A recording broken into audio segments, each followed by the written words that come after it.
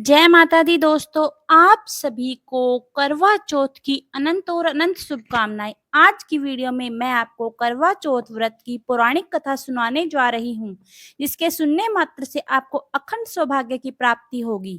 करवा चौथ का व्रत कार्तिक मास के कृष्ण पक्ष की चतुर्थी को रखा जाता है। इस बार करवा चौथ का व्रत 10 अक्टूबर को मनाया जा रहा है। दिन है शुक्रवार। चलिए कथा शुरू करते हैं।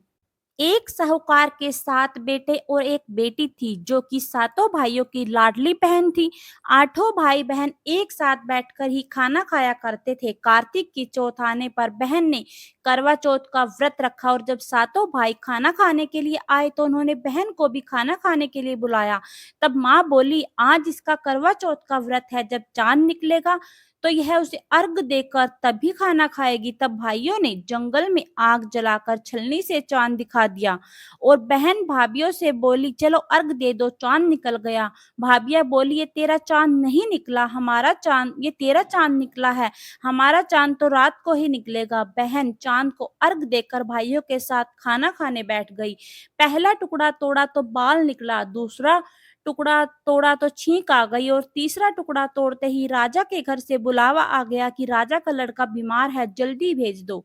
माँ ने लड़की के पहनने के कपड़े निकालने को 3 बार बक्सा खोला, तीनों बार सफेद कपड़े निकले। तब माँ ने वही कपड़े पहनाकर ससुराल भेज दिया। लड़की की साड़ी के पल्ले में एक सोने का सिक्का बांधकर माँ ने कहा कि रास्ते में जो भी मिले सबके पैर पड़ती जाना, तू मुझे सुहाग का आशीष देवे उससे यही सिक्का देकर अपने पल्ले में गांठ लगवा लेना। रास्ते में किसी ने भी पैर पड़ने पर सुहाग का आशीर्वाद नहीं दिया, सबने यही आशीष दी कि ठंडी हो, सब्र करने वाली हो, सातों भाइयों की बहन हो, अपने भाइयों को सुख देखने वाली हो। अब ससुराल के घर पहुंची तो दरवाजे पर छोटी ननंद खड़ी हुई थी और उसके पैर पड़ी तो ननंद बोली, सीली हो, सपूती हो, 7 बेटों की माँ हो, भाई का सुख देखने वाली हो, मेरे भाई को सुख देने वाली हो। और यह आशीष सुनकर उसने सोने का सिक्का ननंद को दिया और अपने पल्ले में गांठ बंधवा ली। अंदर गई तो सासू जी ने कहा कि ऊपर कोठरी है, वहां जाकर बैठ जा। तब वह ऊपर गई तो उसे अंदर जाकर देखा कि उसका पति मर चुका है।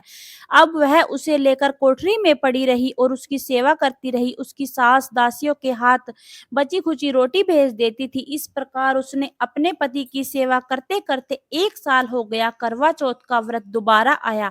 सारी पड़ोसनों ने नहा धोकर करवा चौथ का व्रत रखा। सबने सिर धोकर हाथों में मेहंदी लगाई, चूड़ियां पहनी, 16 श्रृंगार करी। वह सब देखती रही। एक पड़ोसन बोली, तू भी करवा चौथ का व्रत कर ले। तब वह बोली, मैं कैसे करूं?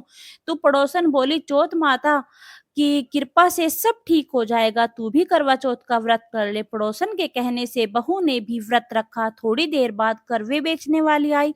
करवे ले लो रे, करवे ले लो, भाइयों की प्यारी बहन करवे ले लो, दिन में चांद उगवानी करवा ले लो, ज्यादा भूख लगने वाली करवे ले लो। बहू ने आवाज लगाई, ए करवे वाली, मेरे को करवा दे जा। करवे वाली कहने लगी, मेरी दूसरी बहन आएगी, वो तेरे को करवे देगी। दूसरी बहन आई, करवे ले लो रे, करवे ले लो, भाइयों की प्यारी करवे ले लो, दिन में चांद उगवाने वाली करवे ले लो, ज्यादा भूख लगने वाली करवे ले लो।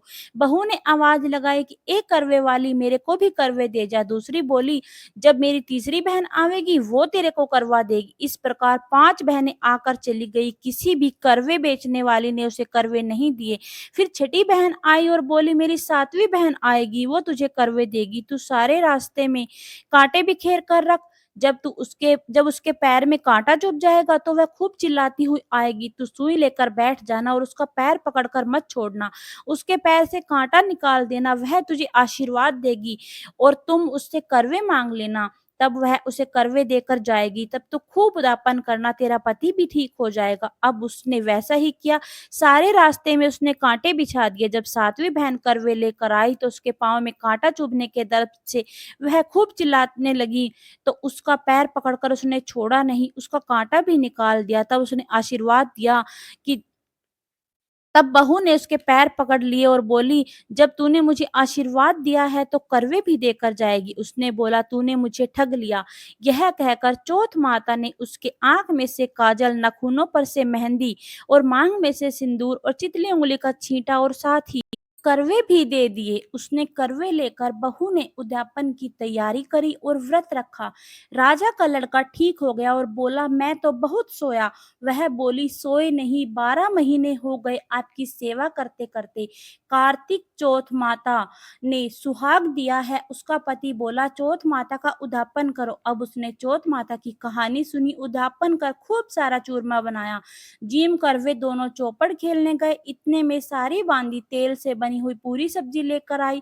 दोनों को खेलते खेलते देखकर सासू ने जाकर महलों में सासू से जाकर बोली, महलों में खूब रौनक है, तुम्हारे बहू बेटे तो चौपर खेल रहे हैं। इतना सुनकर सासू देखने आई। दोनों को देखकर बहुत खुश हो गई और बहू ने सासू माँ के पैर दबाए। सासू बोली, बहू तू राजा ने सारे शहर में ढंडोरा पिटवाया। सास बोली, बहू से पहले तो सच सच बता, तूने क्या किया। उसने सारा हाल अपनी सासू को बताया तो राजा ने सारे शहर में ढिंडोरा पिटवाया कि उसके पति के जीवन के लिए सब बहनें करवा चौथ का व्रत रखें।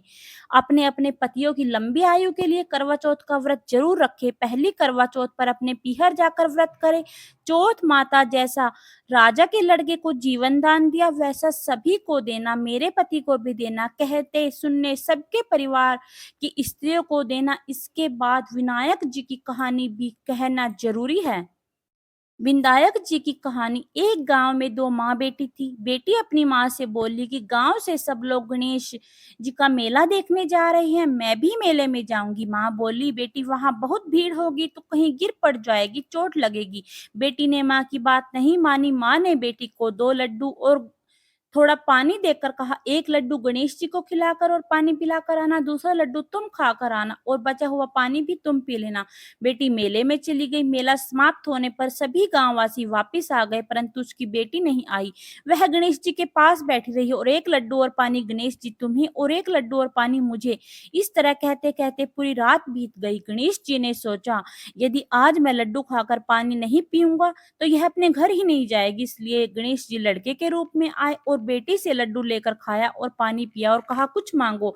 बेटी मन में बोली, मैं क्या मांगू, अन्न मांगू, धन मांगू, महल मांगू, सुहाग मांगू, खेत मांगू, बैल मांगू, बस इतना ही मांग लेती हूँ। गणेश जी ने मन की बात जानकर बोले, अब अपने घर जाओ, तुमने जो कुछ मन में सोचा है वह सब कुछ मिलेगा। बेटी घर पहुंची तो माँ ने पूछा, इतनी देर कैसे हो गई। बेटी ने कहा, आपके कही अनुसार गणेश जी को लड्डू खिलाकर और पानी पिलाकर आई हूँ।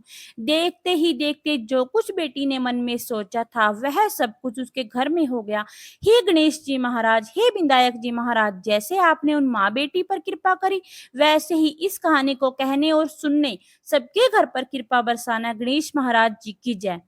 और कहीं-कहीं पर केवल आज के दिन सूरज और चंद्रमा को अर्घ देते समय स्त्रियां हाथ में सोने की अंगूठी लेकर अर्घ देती है और यह दोहा जरूर कहती है, सोने की मुद्रा, मोतियन का हार, चंद्र सूरज को अर्घ देती, जियो मेरे वीर भरतार।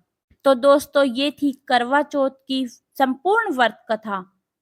आपको यह कथा कैसी लगी कमेंट करके जरूर बताएं। अच्छी लगी तो वीडियो को लाइक और चैनल को सब्सक्राइब जरूर करें। फिर मिलेंगे एक नई वीडियो के साथ, तब तक के लिए नमस्कार, जय माता दी।